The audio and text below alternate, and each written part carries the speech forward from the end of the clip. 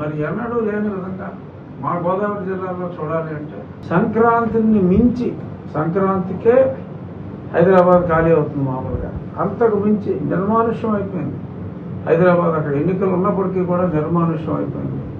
Bumper to bumper 5 గంటల్లో రావాల్సింది 10 గంటలు 12 గంటలు సమయం తీసుకుని మరి ఇక్కడికి వచ్చారు కొన్ని వేల మంది. ఒక్క నా నియోజకవర్గంలోనే సుమారు 7,000 మంది పొరుగురు నుంచి, ఇతర దేశాల నుంచి కూడా ఒక కసితో, ఒక రాక్షసుని వదిలించుకోవాలి అనే ఒక కసితో వచ్చారు. మొత్తం కర్ణాటక, అటు తమిళనాడు నుంచి, రాయలసీమ ప్రాంతాలకి వచ్చిన వాళ్ళు కానీ, హైదరాబాద్ నుంచి మా కోస్తా ప్రాంతాలకి ఇటు వచ్చిన వాళ్ళు కానీ చూసుకుంటే సుమారు ఒక 20 లక్షల మంది కసిగా వచ్చి ఓట్లు వేశారు. అందులో ఒక 10-20 వేలు ఏదన్నా పొరపాటున వైఎస్ఆర్ కాంగ్రెస్ పార్టీకి పడితే పడి ఉండొచ్చు తప్ప మిగిలిన 19 లక్షల చిల్లర కూటమికి, అంటే ఎక్కువ స్థానాల్లో పోటీ చేసింది తెలుగుదేశం కాబట్టి ఎక్కువ ఓట్లు తెలుగుదేశానికి వచ్చాయి అంటంలో ఎటువంటి సందేహం లేదు. ఇక ఈరోజు సాక్షిలో రాసుకున్నాడు, మహిళలు చాలా పెద్ద సంఖ్యలో వచ్చారు కాబట్టి జగన్మోహన్ రెడ్డి నెగ్గుతున్నాడు అని చెప్పి రాశారు. మహిళలు పెద్ద సంఖ్యలో రావడానికి ముఖ్య కారణం జగన్మోహన్ రెడ్డి వారికి చేసిన దగ. ఏదైతే మరి లిక్కర్ మద్య నిషేధం అని చెప్పి మరి వారి పుస్తెలతో స్కీములు పెట్టారని చెప్పి సిగ్గు లేకుండా జీవుల్లో కూడా రాసుకుని ఈ మద్యం మీద రాబోయే ఆదాయంతో నేను అమ్మఒడి అనే కార్యక్రమం, ఇంకొన్ని కార్యక్రమాలు చేస్తున్నాను అంటే వాళ్ళ భర్తల ప్రాణాన్ని పణంగా పెట్టి వాళ్ళకి ఏదో చేస్తున్నట్టుగా చేసి ఆ మద్యం ద్వారానే అతను కొన్ని వేల కోట్లు సంపాదించుకున్నాడు అన్న ఈ పచ్చి నిజం మహిళలందరూ తెలుసుకున్నారు. ఒకటి ఇతర మీద నెగిటివిటీ, 2 చంద్రబాబు నాయుడు గారు మహిళలకి అద్భుతమైన వరాలు ప్రామిస్ చేశారు.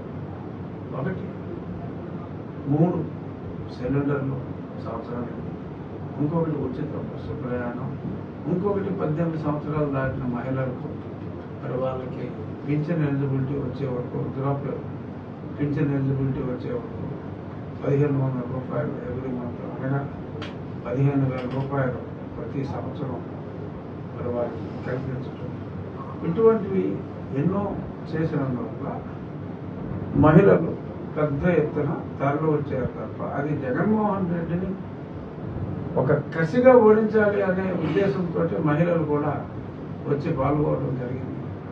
మధ్యాహ్నంకే చాలా చోట్ల hands up YSR Congress party booth ఏజెంట్లు కూడా ఇంకెందుకు వేస్ట్ అని చెప్పి వెళ్ళిపోయిన పరిస్థితి. అదే కాక మనం ఎప్పుడు కూడా చూడని విచిత్రమైన సంఘటనలు ఇక్కడ జరిగినాయి. ప్రజలు డైరెక్ట్గా చాలామంది నాయకులపై తిరుగుబాటు చేయడం ప్రారంభించారు. నేను ఎప్పుడో చెప్పాను, ప్రజలు తిరుగుబాటు వస్తున్నారా బాబు, తిరుగుబాటు వస్తున్నారా బాబు. అంబటి రాంబాబు గారి మీద కానీ, వల్లభనేని వంశీ గారి మీద కానీ, కొట్టు గారు కూడా మరి ఆయన వారి కుమారుడి మీద కూడా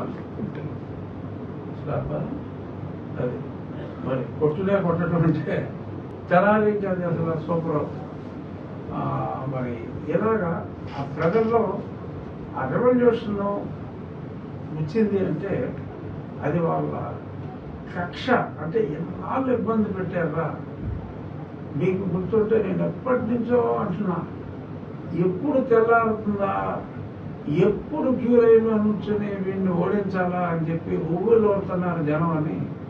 నేను ఆల్మోస్ట్ 1.5 years బ్యాక్ నేను ఒకసారి నా రచ్చబండలో చెప్తే చాలామంది నాకు ఫోన్ చేసి, మీరు ఒకటి చెప్తున్నారు, ఇక్కడ ఒక రకంగా ఉంది, సర్వేలు చేస్తే మరి వాళ్ళు మనసులో మాట చెప్పట్లేదు, మరి అందరూ జగన్మోహన్ రెడ్డి అంటున్నారంటే, అరే నాయన ఈ సర్వేలు ఒక విచిత్రమైన సర్వేలు, మీరు తెలుసుకోవాల్సింది కాగితం ఇచ్చి దీని గురించి చెప్పు, దాని గురించి చెప్పు అంటే ఈ పరిపాలన ఎలా ఉంది, మీకు స్కీములు అందుతున్నాయా అని ఇలా రొటీన్ చెత్తగా బచ్చడి చేస్తే ఏమో ఎందుకు వచ్చిందని చెప్పి వాళ్ళు ఎవరో కూడా మాట్లాడరు.